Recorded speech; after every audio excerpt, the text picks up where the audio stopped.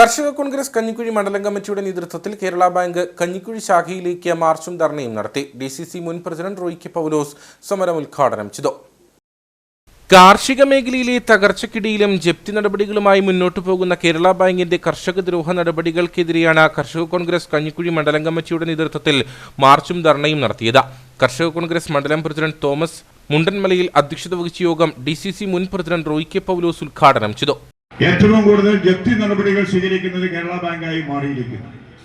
ഒരു മനുഷ്യത്വമില്ലാത്ത നടപടികൾ സ്വീകരിച്ചുകൊണ്ടിരിക്കുക. ഒരു മനുഷ്യത്വമില്ലാത്ത നടപടികൾ.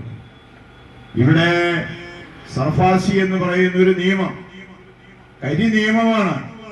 ഒരു കാരണവശാലും അങ്ങനെ ഒരു നിയമം നമ്മുടെ ജനാധിപത്യ ഭരണ സംവിധാനത്തിൽ ഉണ്ടാകാൻ പാടില്ലാത്തതാണ്. കോടതികളിൽ അത് ചോദ്യം ചെയ്യപ്പെടേണ്ടതാണ്. ചിലപ്പോൾ അത് കോടതികൾ അംഗീകരിച്ചില്ല എന്ന് വരാം. നിലവിൽ അംഗീകരിച്ചിട്ടില്ല. ഇവിടെ എന്താ ചെയ്യുന്നത്? കേരള ബാങ്ക് ഉൾപ്പെടെയുള്ള ബാങ്കുകൾ എന്താ ചെയ്യുന്നത്? ലോൺ കൊടുത്തും സ്വാഭാവികമായിട്ടും പണം ലോൺ കൊടുത്താൽ തിരിച്ച് ഈടാക്കണ്ട എന്ന അഭിപ്രായമൊന്നും ഞങ്ങൾക്ക് ആർക്കുമില്ല. പക്ഷെ തിരിച്ചടയ്ക്കാൻ ആ ലോണിയുടെ അല്ലെങ്കിൽ ലോൺ എടുത്തിരിക്കുന്ന ആളിൻ്റെതായിട്ടുള്ള കുഴപ്പം കൊണ്ട് സംഭവിച്ചാൽ അവിടേക്ക് ഒരു മനുഷ്യത്വപരമായ സമീപനം കാണിക്കുന്നത്. കർഷക കോൺഗ്രസ് ജില്ലാ പ്രസിഡന്റ് ടോമി പാലക്കൽ മുഖ്യപ്രഭാഷണം നടത്തി.